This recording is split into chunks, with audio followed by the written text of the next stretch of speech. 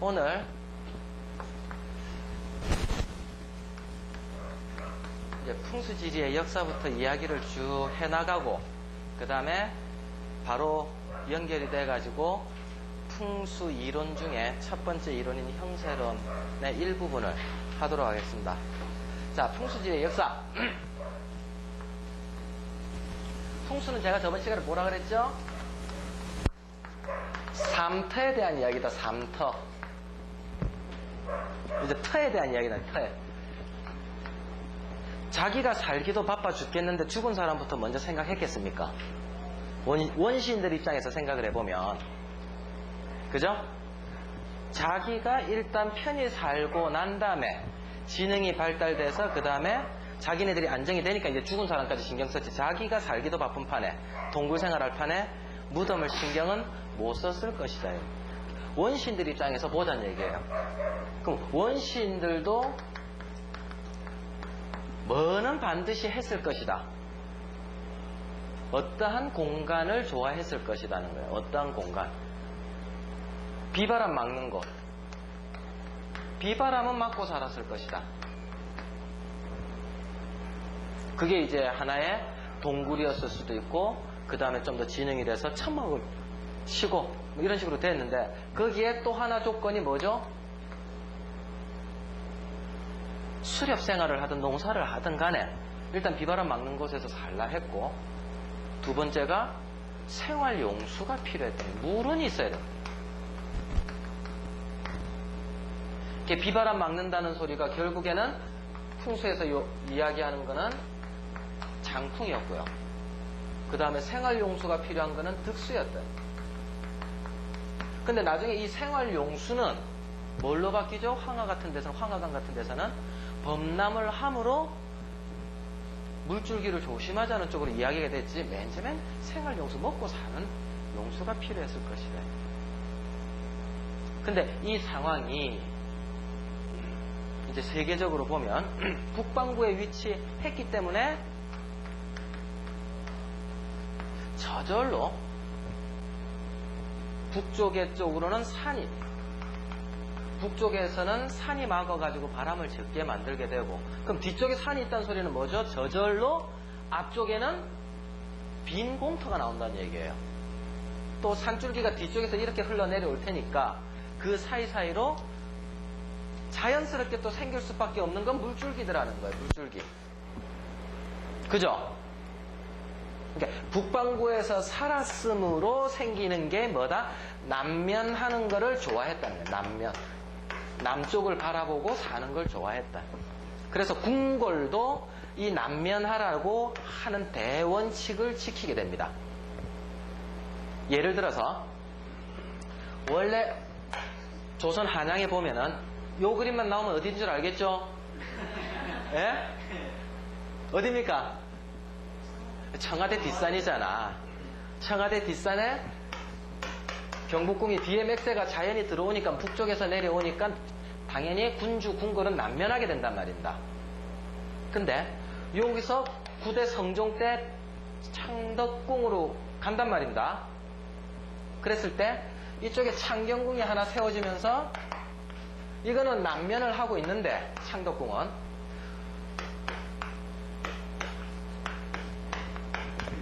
창경궁은 뒤에 산 맥세가, 잠시만 맥세를 그려드릴게요. 보현봉에서, 물론 보현봉 뒤에는 뭐가 있다? 삼각산이 있습니다. 삼각산에서 보현봉까지 내려서 보현봉에서 북악 내려오고요. 그래서 북악에서 하나 빠진 게 종묘 쪽으로 내려온다고. 종묘 쪽으로. 산기운이, 여기서 산기운이라는 거는 산 능선을 이야기하는 거거든요. 그러니까 종묘가 내려오는데 종묘 오기 전에 이쪽에 창덕궁이 하나 지어지고 정확하게 이렇게 돌아 들어오는데, 요 종묘, 요 맥세 그대로 또 한 줄기 딴 게 창덕궁, 그 다음 요 맥세 요렇게 딴 게 창경궁이거든요. 그랬을 때 요거는 그대로 북쪽에서 내려왔기 때문에 저절로 남면할 수 있었어요. 경복궁처럼. 근데 여기서 요렇게 딱 틀어지는 요 창경궁은 서쪽에서 동쪽으로 궁을 튼다고요.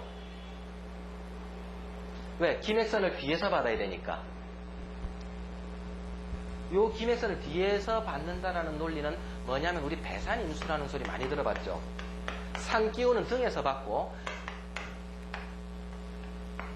물줄기는 앞에 있어야 된다는 논리. 지금 요 이야기 배산임수 논리입니다.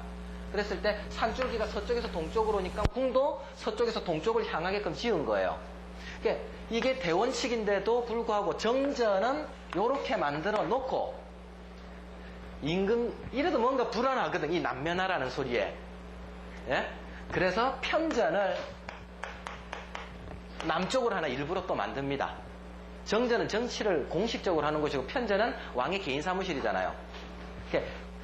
이걸 동쪽으로 하니까 마음이 안 놓이니까 그래도 남면을 하나 만듭니다. 이런 식으로 남면 사상이 우리 한국 북반구에서 사는 사람들은 무척 많았다는 거예요.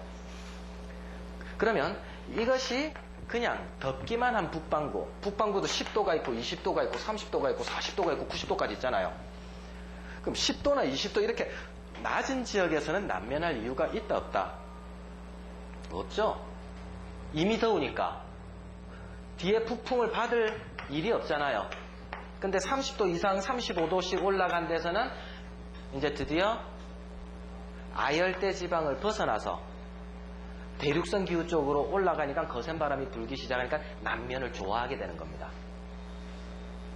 추운 거를 피해 보려고. 북반구에서 있었던 원시인들은 저절로 북쪽에는 산이고 저절로 남쪽에는 농토나 물줄기가 흘러나가게끔 만들어지는 자연적인 역사를 갖고 있다는 풍수지리는. 학설 만들어진 건 저 이전이, 저 이후고 일단 원시인들은 그래 살았다. 그런 상황에서 풍수 이론은 여기서 좀 더 이야기를 하게 되면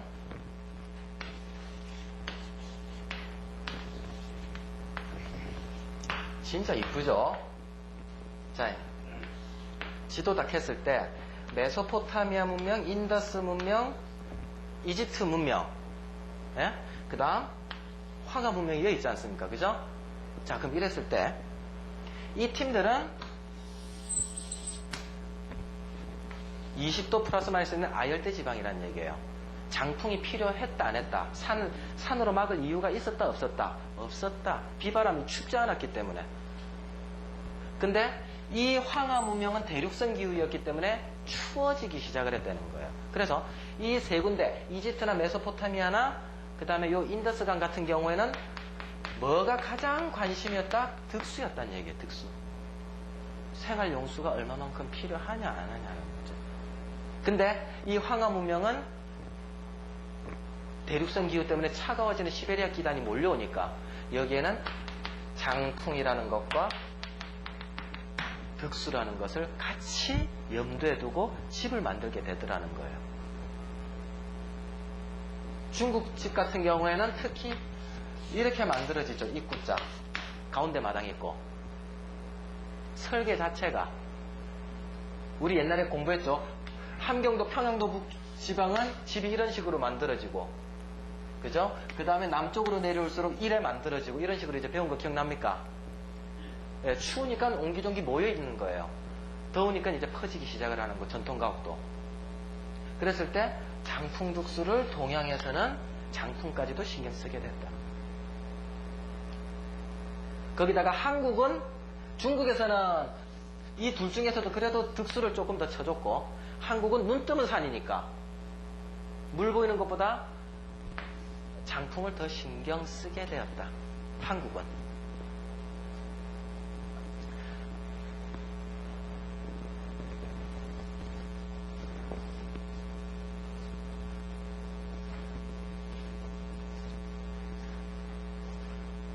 자, 그 다음에 여기서 풍수지리를 이야기할 때 또 하나의 여기는 이제 조건이 하나 붙는데 여기는 뭐 음양영웅 다 공부하신 분들이니까 기라는 존재에 대해서 다 인정하실 거예요. 그죠? 하늘의 천지의 기운, 땅의 천지의 기운을 인정을 하시는 분이니까 제가 어렵진 않게 이야기를 하겠습니다. 여기에는 역시 좋은 기, 나쁜 기가 있다. 탁한 기, 청한기가 있다라고 보는 거예요. 사주팔자에서도 청탁을 구분하듯이 풍수에서도 청탁, 맑고 흐린 것을 다 구분합니다. 좋은 기, 나쁜 기가 있다라고 전제를 해야 풍수에서 땅 기운이 있다 없다를 이야기를 하는 거예요. 바위에도 기운이 있다 없다를 전제를 하는 거예요. 자, 그러면 이 기운이라고 하는 것을 예를 들어보면 살았다 죽었다가 무슨 차이죠? 살았다 죽었다. 움직이죠. 움직이는 거다. 자, 그럼 지구가 공전을 합니다. 자전도 합니다. 살았다 죽었다. 이제 말이 이제 이래 되는 거예요. 그럼 움직이니까 일단 지구 자체는 살아있다. 그러면 지구를 가장 구성적인 요소를 크게 갖고 있는 게 땅과 바다다. 그럼 살았다 죽었다 살았다 이래 되는 거예요. 그럼 땅 기운도 있고 바다 기운도 있다. 땅 기운도 있고 물 기운도 있다. 여기서 이게 존재가 돼야 풍수라고 하는 땅 기운, 물 기운이 인정이 되게끔 된다는 얘기예요. 요것만 인정이 되면 그 다음서부터는 이제 자연스럽게 풍수 논리가 전개가 된다는 얘기예요.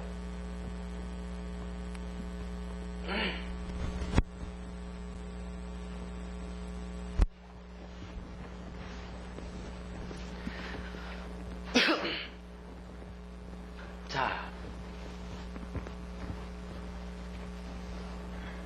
풍수라고 하는 용어가 이제 처음 나온 것은 물론 춘추전국 시대 때 학설이 처음 만들어졌다라고 추측은 되지만 풍수라고 하는 용어가 생기기 이전에는 무슨 말이라고 했느냐 하면은 상지술이라고 했습니다. 상지술. 땅을 관찰한다. 관상, 수상, 족상할 때 이 상자를 쓰듯이 상지술 또는 집을 본다 그러면 상택술이라고도 이야기를 했다. 상택. 집을 본다. 여기에는 길지가 있고 흉지가 있고 집에서도 길택이 있고 흉택이 있고 주변 상기운이 어떻느냐 저쪽느냐 어떻느냐에 따라서 이제 길지, 길택, 흉지, 흉택이 나누게 되는데 이런 상지술 시대 때는 거의 뭐였다? 기감지 시대입니다. 기감지. 기로서 자기 혼자 느끼는 거 있잖아요. 뭐 수행을 열심히 하다 보니까 앞이 비고 뒤가 비는 도사들처럼 자기만 느끼는 거. 상지술일 때는. 그래서 술자가 붙은 거예요. 그럼 이때는 대물림을 할 수 있다 없다? 없다. 자기만 느끼는 거기 때문에. 이런 상지술이라는 말로 쭉 나오다가 후한 때 이제 풍수라고 하는 용어가 처음 일단 나오는데 후한 시절에 무슨 용어가 나오느냐면 청호경이라고 하는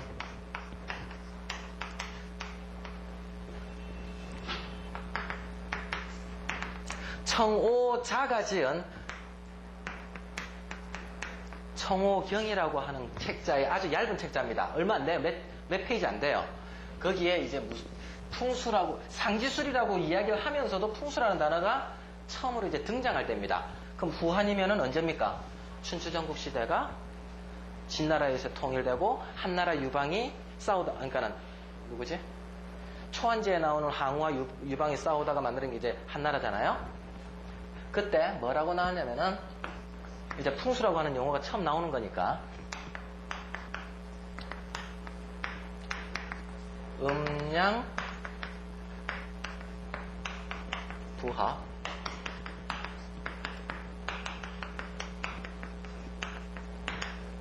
천지교통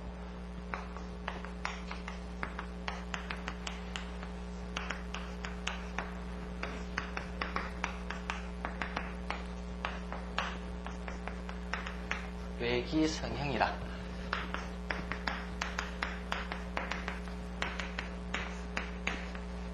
내외상승 풍수자성이라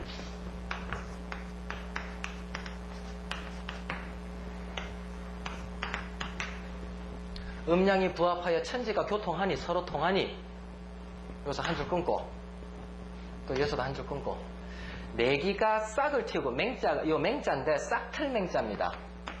초두변 밑에 밝을 명자 있는 거 내기맹생 내기라고 하는 것이 싹을 틔운다는 것은 외기로서 형을 만든다는 얘기입니다. 이건 무슨 말이냐면 난자 정자가 만들어진 것을 우리는 뭘로 안다? 엄마 배가 불러온 걸로 난자 정자가 수정됐다. 이 안에 애기 덩어리가 있다라고 겉모양을 보고 안에 싹이 텄다는 내기가 있다는 것을 거꾸로 추측해 나가는 방법입니다. 그래서 내기와 외기가 서로 상승하여 올라가니 풍수가 스스로 이루어지더라 하는 구절에서 상지술 시대 때 풍수라고 하는 단어가 이제 처음 만들어집니다. 그리고 이 풍수가 이제 요 좀 세월이 지나서 땅땅땅땅땅 좀 지나서 진나라 시대 때 물론 진나라는 진시황의 진나라가 아니고 요 진나라입니다. 삼국시대 지나서 나타나는 진나라 때 풍수에 대해서 그럼 이 풍수가 내기니 외기니 이런 기운이라고 단어를 썼는데 이 기운은 어떠한 기운이 좋은 기운이냐를 이때 금난경이라고 하는 책에서 정의를 딱 내려놨습니다. 지금 한자가 처음 나오니까 조금 어색하죠? 네, 그러는가 보다 하십시오. 이제 한자 제가 많이 안 쓸게요. 그래서 풍수의 특성, 어떤 기운이 좋은 특성이냐? 풍수에서는 좋은 기운을 뭐라 그러느냐면 생기라 그럽니다. 생기. 풍수에서의 좋은 기운은 생기, 살아있는 기운이란 얘기예요. 그럼 생기의 특성은 두 가지가 있는데 무슨 기운이냐면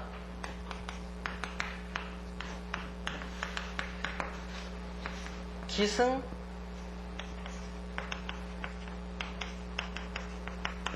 풍즉, 산하고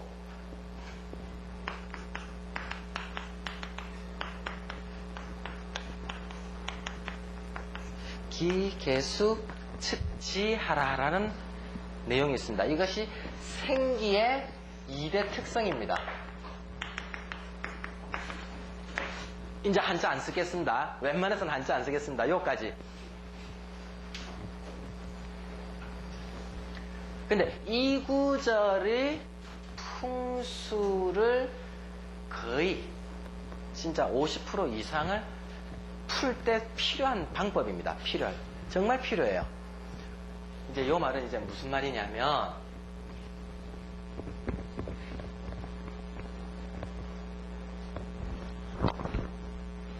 여기서 외긴이 내긴이라고 하는데 그 기라고 하는 것은 바람을 올라타면 그것은 곧 흩어지고 그러니까 바람을 만나면 기가 흐트러진다는 얘기예요. 남자든 여자든 바람이 나면 가정이 편안하다 안 편안하다? 안 편안하다. 똑같은 겁니다. 가정의 분위기가 흐트러지는 것과 똑같은 이치예요. 그 다음 기라고 하는 것은 물을 만나면 그것은 곧 멈춘다 이래놨습니다. 자 그러면 산줄기가 내려옵니다. 여기서 산줄기라고 하는 것은 가장 쉽게 능선이라 생각하십시오. 어렵게 생각하지 말고 한 산에서 여러 가지로 막 이제 능선이 이제 뻗어 내려가잖아요. 그 중에 한 줄기라고 일단 생각을 하십시오. 그럼 우리 집까지 이제 산줄기가 이제 꾸불렁꾸불렁 해가지고 이제 우리 집까지 들어오는 거. 요게 이제 산줄기인데 그랬을 때 요 산줄기가 요 한 줄기만 오는 게 아니고 여기서 빠져가지고 또 다른 산줄기가 하나 형성이 될 수도 있고요. 또 다른 산줄기가 하나 빠져가지고 이렇게 될 수도 있고 안 그러면 전혀 다른 산줄기에서 이렇게 들어올 수도 있다는 얘기입니다. 그죠? 또 앞에 또 어떤 산이 있을 수도 있고요. 그럼 이랬을 때 바람을 타면 흩어진다 그랬으니까 반대로 이야기하면 뭡니까?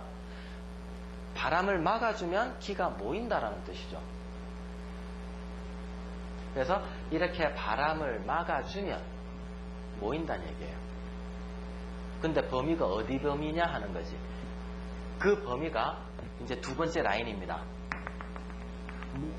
물을 만나면 멈춘다 했거든요. 물을 만나면 여기서 노란색으로 바꾸면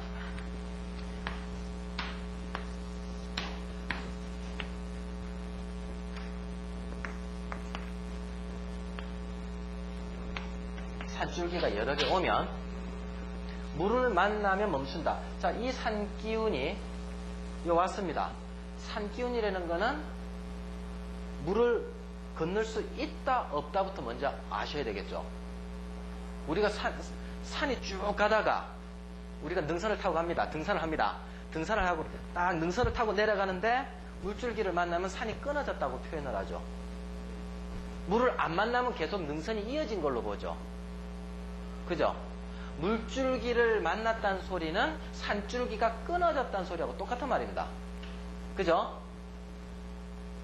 그러면 여기에 산줄기 내려오는 이 기운이 이 물 때문에 요 안에 들어온 산기운은 넘어갈 수 있다 없다 이쪽으로? 못 넘어간다죠. 그럼 이 안에 기운이 모여 있다라는 거죠. 자, 이쪽 산줄기는 어떻게 되죠? 요 노란색 물줄기 때문에 여기서 모여 있는 거고요. 그죠? 이쪽 산줄기는 여기서 모여 있는 거고요. 다 다르다는 얘기예요. 이 논리만 하나 갖고도 풍수에서는 엄청나게 많이 풀 수가 있어요. 이거 별거 아닌 것 같지만. 그리고 이거 자체가 우리가 알고 있는 여태까지의 몇십 년 동안 거의 100년에 가까운 100년 가까이 되죠. 1910년서부터 93년도 올해까지 치면 93년 동안 우리 인식을 잘못 알고 있게끔 만들어진 역사가 있어요. 지리가 있었어요.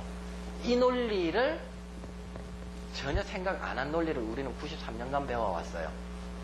그게 나중에 이야기할 백두대간 이야기입니다.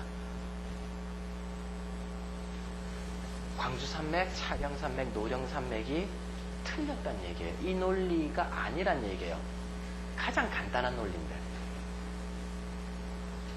다시 한번 바람을 만나면 흩어진다 했으니까는 산줄기가 내려오는데 양옆에서 감싸주면 좋겠다.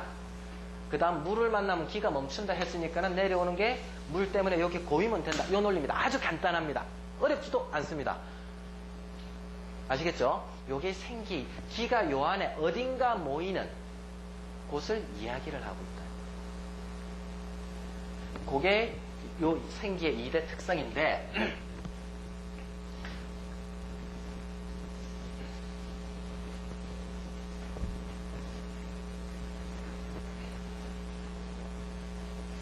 요것이 요 논리를 그대로 나중에 갖고 가야 될 게 쉬었다가 나중에 해야 될 부분이지만 요것이 뭘 이야기를 한다? 형세론의 주축이 됩니다. 제가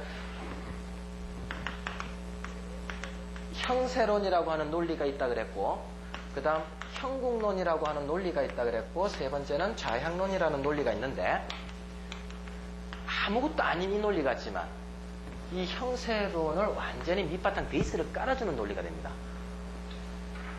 요거를 그냥 간단하게만 일단 설명을 해드릴게요. 아직은 역사 시간이니까.